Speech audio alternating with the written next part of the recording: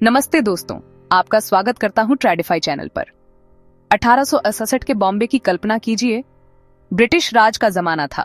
भारत की अर्थव्यवस्था व्यापार पर चल रही थी और औद्योगिकरण सिर्फ एक सपना लगता था। इसी बीच एक दूरदर्शी व्यवसायी जमशेदजी नसरवानजी टाटा अपने सपने के साथ प्रवेश करते हैं। जमशेदजी एक कपड़ा व्यापारी थे, पर उनकी सोच सिर्फ मुनाफे तक सीमित नहीं थी। उन्होंने देखा कि अगर भारत को आधुनिक बनाना है तो उसके पास अपने स्टील प्लांट, अपनी बिजली की आपूर्ति और अपने होटल होने चाहिए। उनका सपना था एक ऐसा व्यावसायिक समूह जो सिर्फ पैसा ही न बनाए बल्कि एक देश को आत्मनिर्भर बनाए। उन्होंने बॉम्बे में एक छोटी सी ट्रेडिंग फर्म शुरू की और आगे चलकर एम्प्रेस मिल्स खोली। लोग सोचते थे कि यह सिर्फ एक और मिल है, पर जमशेदजी को पता था कि यह एक शुरुआत है। उनकी जिंदगी में 3 बड़े सपने थे: एक विश्व स्तरीय स्टील कंपनी, एक जलविद्युत ऊर्जा संयंत्र और एक प्रतिष्ठित होटल जो भारतीय आतिथ्य का एक नया मानक स्थापित करे।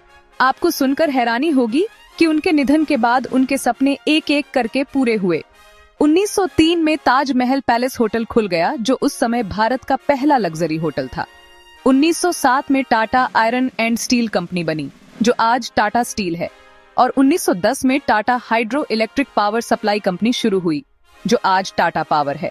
जमशेदजी टाटा की दूरदृष्टि ने एक ऐसे समूह की नींव रखी जिसे आज हम टाटा समूह कहते हैं।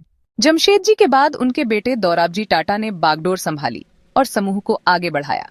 एयर इंडिया की शुरुआत जेआरडी टाटा ने की, जो उनके परिवार में से एक और गतिशील नेता थे।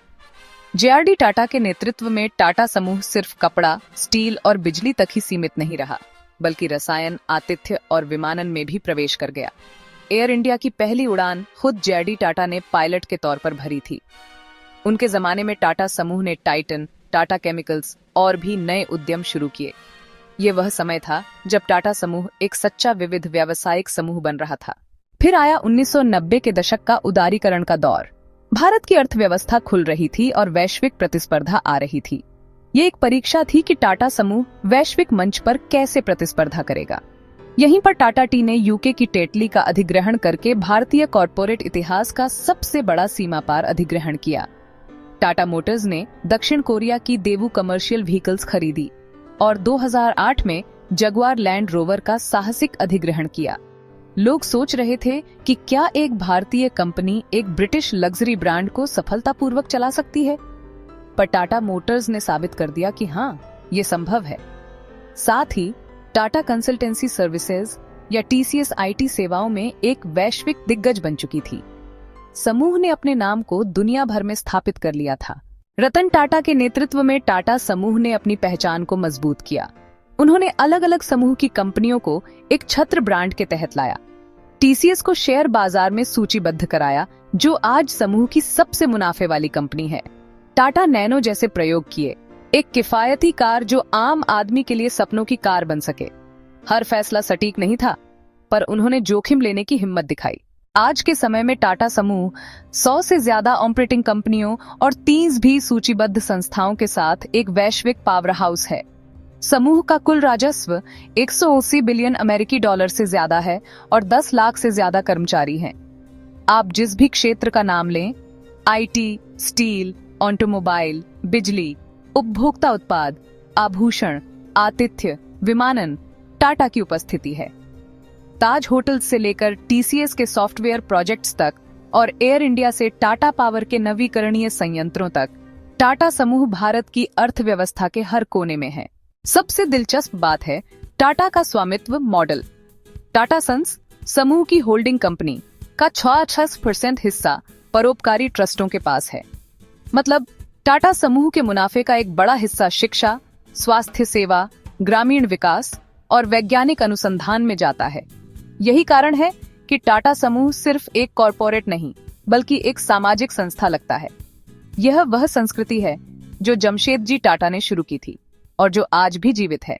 2017 में एन चंद्रशेखरन टाटा सन्स के चेयरमैन बने। वह पहले टीसीएस के सीईओ थे और उन्होंने टाटा समूह को डिजिटल और स्थिरता की ओर धकेला। एयर इंडिया को समूह में वापस लाना, Tata new super app launch करना, टाटा कैपिटल का आईपीओ प्लान करना, ये सब उनके रणनीतिक कदम हैं। टाटा अब इलेक्ट्रिक वाहनों, हरित ऊर्जा और डिजिटल कॉमर्स जैसे भविष्य के क्षेत्रों में भारी निवेश कर रहा है। उनकी रणनीति है कि टाटा समूह को 21वीं सदी का अगुवा बनाए रखा जाए। चुनौतियां भी कम नहीं हैं। एयर इंडिया को मुनाफे में लाना, जेएलआर को ईवी की दौड़ में प्रतिस्पर्धी बनाना, वैश्विक कमोडिटी मूल्य में उतार चढ़ाव और नए टेक स्टार्टअप्स से प्रतिस्पर्धा, ये सब वास्तविक मुद्दे हैं। लेकिन टाटा समूह का विविधीकरण, ब्रांड पर भरोसा और नेतृत्व शैली इसे लचीला बनाती है। टाटा समूह की कहानी एक उद्योगपति परिवार की नहीं, बल्कि एक राष्ट्र निर्माण परियोजना की है। कपड़ा उद्योग से शुरू होकर स्टील, बिजली, होटल, विमानन, आईटी, उपभोक्ता सामान, ईवी और डिजिटल सेवाओं तक टाटा समूह ने हर युग में अपनी छाप छोड़ी है। और अब हरित ऊर्जा और डिजिटल अर्थव्यवस्था में जो दांव लगाए जा रहे हैं, वे दिखाते हैं कि टाटा समूह सिर्फ अपने अतीत पर ही नहीं, भविष्य पर भी ध्यान केंद्रित कर रहा है। ये कहानी हमें सिखाती है कि दूरदर्शी नेतृत्व, मजबूत मूल्यों और दीर्घकालिक सोच से एक व्यवसाय सिर्फ पैसा ही नहीं, बल्कि एक देश की अर्थव्यवस्था और समाज को भी बदल सकता है। टाटा समूह की कहानी अभी खत्म नहीं हुई है। यह एक सतत यात्रा है जो नए अध्याय लिख रही है। यह वीडियो सिर्फ शैक्षिक उद्देश्यों के लिए है, कोई निवेश सलाह नहीं। निर्णय लेने से पहले अपने वित्तीय सलाहकार से सलाह जरूर लें। अगर आपको ऐसी ही तुलनात्मक केस स्टडीज पसंद हैं, तो ट्रेडिफाई को सब्सक्राइब करना न भूलें।